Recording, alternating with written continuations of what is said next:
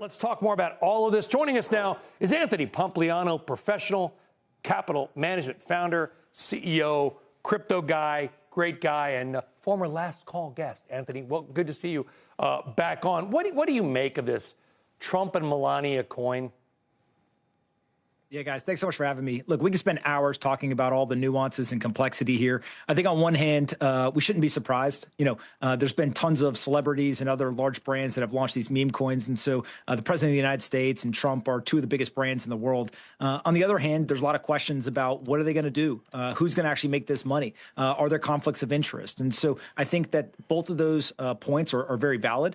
But, one of the things that I've heard online that I think actually is inaccurate is there's tons of people who have been saying, oh, look at the crazy crypto people. Look at how insane they are to be putting their money into this thing. And I just want to remind people that also in the traditional market, the regular stock investors are valuing, DJT at about $7 billion market cap on $4 million of revenue.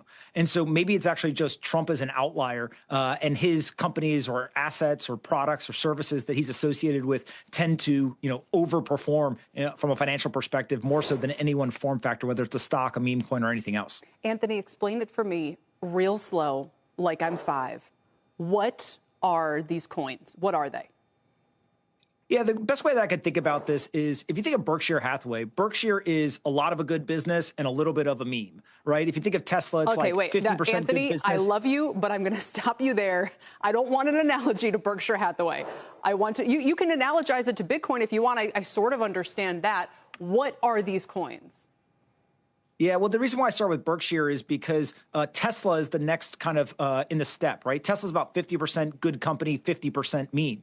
DJT is like 80 or 90% meme, 10% good company. I see. And then the final form of this kind of transition is ultimately people just launched the meme and there is no company, right? And I think that this is actually a progression over the last 50 years or so. But is it a protocol? And so you can, Anthony, I'm trying to understand, tell me from a technological point of view, what are these? Remember the ICO boom? And Trump himself was against that. This was back in 2016, 2017, something like that.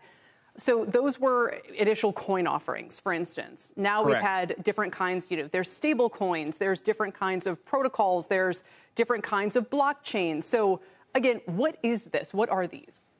Think of this as a branded coin that are all the same. So if you think about trading cards, obviously there was baseball cards. Then there were these kind of branded trading cards that were digital. Trump actually has launched some of those, and many other brands or companies and celebrities have done them as well. But now what we're seeing is people saying, well, you don't even need uniqueness between the different coins. It is just a asset that is put out there. Now, I should say that, I'm not necessarily condoning this. I didn't necessarily buy it. I don't hold either one of these tokens. But I do think that it's important to pay attention to this, because ultimately what we're seeing is the collision of the digital world with brands and a new financialization. And so this financialization, obviously Bitcoin is kind of a digital version of gold. We have seen now open source projects that have started to launch coins and figure out a new way for them to monetize what otherwise was a non-monetizing activity. And now what you're going to see is brands and celebrities do the same thing. The real question is, what does the market ultimately think about the long-term value here, right? And I think that that's the big question is, if it is just a token that has no business, has no revenue, I think that investors should be cautious and figure out, hey, what is the value over the long run? And that's kind of the point about what I think, and I don't want to speak for you, Kelly, whatsoever, which is, what is it? What backs it, right? And I guess it's just the same idea as Bitcoin. The idea there's 21 million. Of course, a lot have been lost, so it's not 21 million. You get my point. The whole thing is sort of built on scarcity, and it's got some real value because of that scarcity alone, like a Picasso painting or something, right? There just won't be any more of those things. But, you follow all the hot takes. You look at Dave Portnoy over the weekend, right? And Dave's like, what's this Trump coin? How is it different than a Ponzi scheme? And then he buys Melania, loses some money, right? And he's widely followed and listened. And he's making, by the way, I think, whatever you think of Dave Portnoy, really good points. Like, what is this thing? Yeah.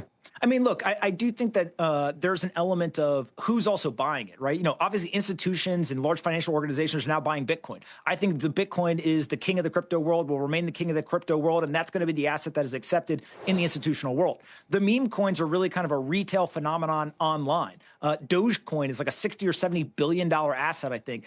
It's just a joke. There is no business. There is no cash flow. And so is the market being irrational, or somehow has the internet started to ascribe value to a joke. I don't know. Again, I'm not buying this stuff, but I do think that Trump has this massive brand. If he's able to sell watches, if he's able to sell sneakers, if he's able to sell NFTs, we shouldn't be surprised that he's also able to sell a meme coin, right? And so I do think that the long-term viability of this is what people should be paying attention to. And frankly, we don't know yet, right? It's only been around for 3 days. It's sitting at a $30 billion market cap, which is much higher than anyone thought that it would go originally.